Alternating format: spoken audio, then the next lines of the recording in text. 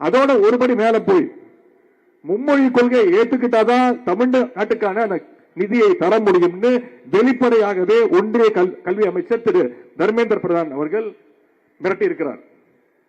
நாங்க ஒன்னும் ஏற்கனவே சொன்னதுதான், அதை மீண்டும் சொல்றேன். நாங்க ஒன்னும் உங்க அப்பா காசை கேட்கல.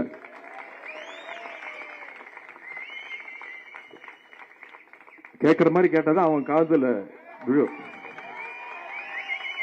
நாங்க ஒன்னும் உங்ககிட்ட பிச்சையோ கடனோ கேட்கல.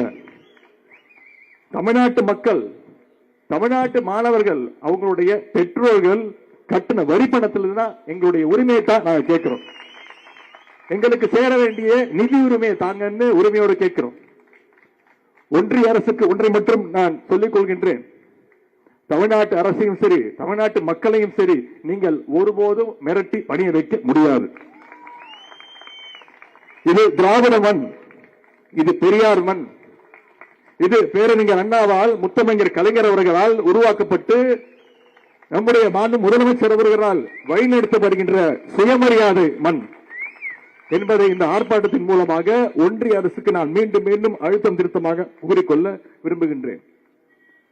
கடந்த 100 ஆண்டுகள்ல தமிழ்நாட்டில் நடந்த மிகப்பெரிய போராட்டங்கள் எல்லாமே 2 முக்கியமான விஷயத்திற்காக நடந்தது.